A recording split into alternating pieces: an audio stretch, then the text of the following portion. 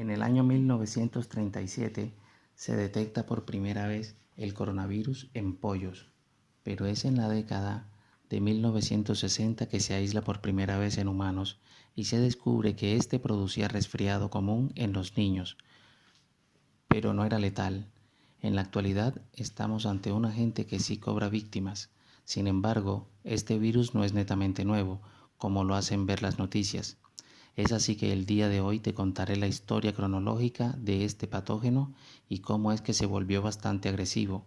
Para las personas que nacieron en el año 90-94, probablemente recordarán ciertos eventos que explicaré en un momento. En la década de 1960, específicamente en el año 1962, Dorothy Hamre y John Prochnow del Departamento de Medicina de la Universidad de Chicago encontraron el coronavirus.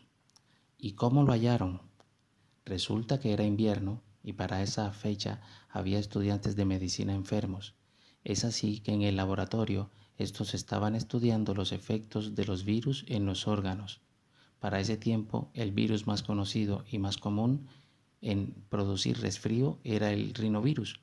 Es así que tomando un poco de células de las fosas nasales de estos pacientes que estaban enfermos y a su vez vinculados estos en un pedacito de riñón y a su vez inoculando estos en un pedacito de riñón humano, observaban cómo había ciertos patrones de inflamación. La sorpresa ocurrió cuando en el invierno de 1962, al obtener las muestras de estos alumnos de medicina e inocularlas en el riñón de prueba, encontraron que la inflamación era diferente que el del rinovirus. Con eso ya había indicios de que un nuevo virus se había detectado.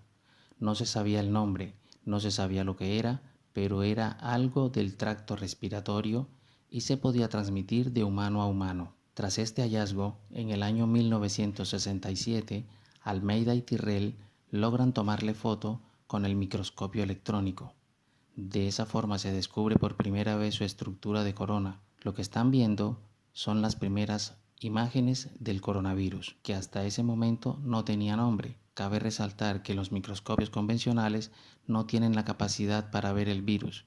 En cambio, los electrónicos o microscopios de electrones sí los tienen. Bien, siguiendo con la historia, una vez descubierto el virus y con el pasar de los años, se identifican a otros grupos de este virus. El gamma coronavirus, que ataca a aves grandes, mamíferos y marinos. El delta coronavirus, que solo ataca a aves, y los más importantes, el alfa y beta coronavirus, que atacan ganado bovino, porcino, animales de compañía, murciélagos y sobre todo al ser humano. ¿Y cuál es el agente causal del que se habla en las noticias? Pues nada más y nada menos que el beta coronavirus, que como les había dicho hace años, no daba problema alguno, ya que era un resfriado común.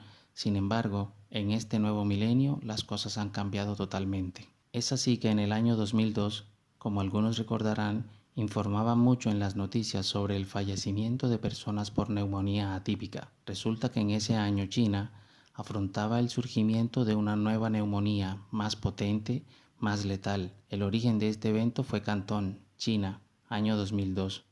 Las personas infectadas fueron 8.098, de los cuales fallecieron el 9.5%. Sin embargo, el brote cerró en el 2004 cuando se pudo controlar la enfermedad. Muchos se preguntarán, ¿y por qué no fallecieron todos?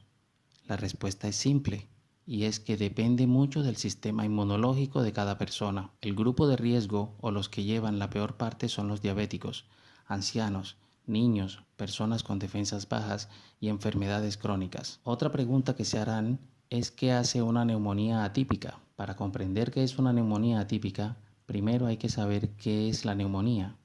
Y una neumonía, en palabras sencillas, es una inflamación demostrada del tejido pulmonar, es decir, una persona que tiene fiebre, tos con expectoraciones, con mucha dificultad para hablar, tiene escalofríos, le duelen las costillas y respira rápidamente. Este es un cuadro típico común de una neumonía por infección bacteriana. Por ejemplo, sin embargo, en el 2002, ese coronavirus producía síndrome respiratorio agudo severo. En otras palabras, serían los mismos síntomas que les acabo de comentar, pero quizá de manera más rápida y la persona se asfixia. No puede respirar. Además se le suman dolores musculares y fiebres muy altas. Esto fue lo que salía en las noticias ahí por el año 2002-2003. Felizmente pudieron controlarlo, es decir, aislaron a las personas enfermas para que no contagien y les daban tratamiento esperando a que sanen. Sin embargo, hubo como 800 fallecidos. El siguiente evento ocurre en el 2012 y hasta el día de hoy sigue activo. Se trata del mismo virus, el beta coronavirus, pero esta vez en el Medio Oriente. Por tal razón, el diagnóstico es síndrome respiratorio severo, asociado a Oriente Medio o Medio Oriente, que es la misma enfermedad que ocurre en China en el 2002, solo que esta vez el lugar de origen fue Arabia Saudí, pero la misma neumonía atípica. Lo que sucede es que en este país no hay un control tan estricto como el que hizo China, pero los medios de comunicación ni lo han mencionado.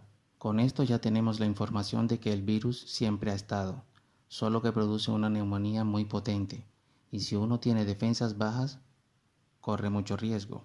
Pasemos ahora a la parte final, el coronavirus actual. ¿Qué ha sucedido? En primer lugar, se sabe que el virus es del mismo género, o sea, el beta coronavirus. Sin embargo, este ha mutado. Por tal razón es llamado nCoV 2019, es decir, novel o nuevo coronavirus, y entraría a tallar como una enfermedad reemergente. Para que se pueda entender, es como si de repente apareciera el primo del VIH y ya no solo te baja las defensas, sino que ahora te deja calvo, algo así. Por tal razón, las autoridades se alarman y tienen que poner en cuarentena a las personas y es necesario crear un ambiente especial. Por tanto, es digno de admirar la labor que está haciendo China para controlar la enfermedad. Algunas personas se preguntan cómo es que aparecen los virus. La respuesta es simple, y es que el 75% de las enfermedades emergentes o nuevas son una zoonosis, es decir, la transmiten los animales. Por ejemplo, lo más aceptado del VIH es que el virus de inmunodeficiencia del simio fue transmitido al ser humano. Pudo acoplarse en este y a su vez mutó para ser transmitido solamente a otros humanos.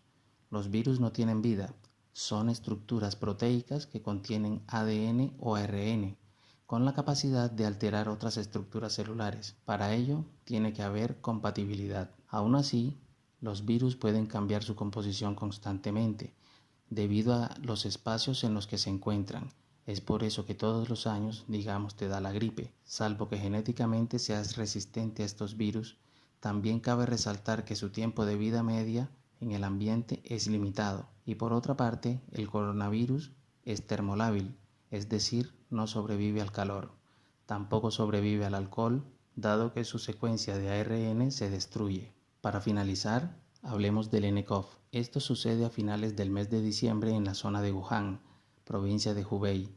De repente varias personas empiezan a padecer de neumonía, de los cuales muchos de estos entraban a cuidados intensivos debido a la intensidad de esta enfermedad, algo que llamó la atención de los médicos. Por tal razón lo contrastaron como un brote local y probablemente se trate de una nueva enfermedad. Es así que al hacer las preguntas a los pacientes, estos decían que habían estado en el mercado de pescados y mariscos de Wuhan, por lo cual el 1 de enero se cerró ese mercado y las autoridades chinas informan a la Organización Mundial de la Salud sobre una serie de casos de neumonía de origen desconocido. Cabe resaltar que en el mercado existen animales vivos y humanos que conviven. Por tal razón, podría tratarse de una zoonosis. Del 7 al 8 de enero, tomando muestras de los pacientes enfermos, los científicos encuentran que se trataba de una nueva cepa de coronavirus y fue catalogado como nCoV. El 11 de enero sucede la primera muerte producto de este patógeno. El 12 de enero China informa la secuencia genética de este virus. De esa manera ya se pueden hacer los primers o cebadores que permiten identificar el virus mediante exámenes de laboratorio. El 13 se notifica el primer caso o persona infectada fuera de China. El 17, un artículo publicado en el Imperial College de Londres advierte que el número de casos de Wuhan es cerca de 1700. El 20 se confirma que el virus se puede transmitir entre humanos. El 23, la Organización Mundial de la Salud reconoce la emergencia china, pero asegura que es prematuro hablar aún de una emergencia sanitaria a escala mundial. El 24 se confirma el primer caso en Francia. El 25, más de 40 fallecidos y 1.000 casos confirmados, además de 56 millones de personas confinadas en la provincia de Hubei, o mejor dicho, puestos en cuarentena. El 28, varios países organizan la repatriación de sus ciudadanos a China.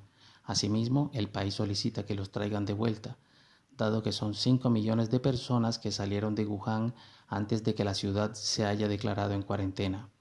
Y por tal razón hay preocupación de que pueden ser posibles portadores del coronavirus. Lo que sucede es que algunas de estas personas viajaron por vacaciones de Año Nuevo lunar y otros huyendo de la epidemia. De hecho, gran parte del segundo grupo abandonó la capital de la provincia de Hubei y se dirigió a ciudades vecinas. Aunque el Estado moviliza grandes lotes de materiales y suministros médicos hacia Hubei, las autoridades locales advierten que había un gran déficit de estos productos por la cantidad de enfermos que surgen a diario. Ahí sale en las noticias esto del hospital construido en 10 días. Por ejemplo, el 29 de enero se confirma que la epidemia o pandemia, ya en este caso, superan la cantidad de casos registrados durante la epidemia del 2003. Fueron cerca de 8.000 personas. Actualmente ya vamos cerca de 5.554.469 hoy 27 de mayo. Les dejo una descripción del video, el mapeo hecho por la Universidad Johns Hopkins, donde se aprecia la cantidad de estos casos confirmados. O sea que tienen una enfermedad verazmente, así como cuántos han fallecido y cuántos se han recuperado. El 26 de enero había cerca de 3.000, ahora ya hay casi 5.554.480 y probablemente seguirá subiendo. Y por último, el 30 de enero del presente año, la Organización Mundial de la Salud declara emergencia de salud pública a nivel internacional. Entonces, estimados amigos, estamos bajo una amenaza en la cual se está haciendo todo lo posible para controlarla. Lo mejor que se puede hacer es alimentarse bien para aumentar las defensas y evitar en lo posible contacto con personas con problemas respiratorios y que hayan venido de Asia. Y si la enfermedad ya está en tu país, evitar el contacto con enfermos de carácter respiratorio, dado que la enfermedad se transmite por gotas de saliva o secreciones de pacientes, ya que estos contienen viriones y pueden sobrevivir horas. Si una persona infectada estornuda y se tapa con la mano, su mano está contaminada, y si con esa mano toca un botón, pues lo contamina. Si saludas en la cara a alguien infectado, pues terminas contaminándote la cara. Ojo, si en este momento tienes gripe y presentas problemas respiratorios o los síntomas antes mencionados, lo que se recomienda es aislamiento preventivo e informar a las autoridades competentes para que tomen las medidas necesarias. Lo que se recomienda es aislamiento preventivo e informar a las autoridades competentes para que tomen las medidas necesarias. Mientras haya un control riguroso en cada país, la enfermedad no avanzará y aún así quienes están en riesgo son los niños, ancianos y personas con defensas bajas. Por eso hay que aumentar las defensas y cuidarse. Nos vemos.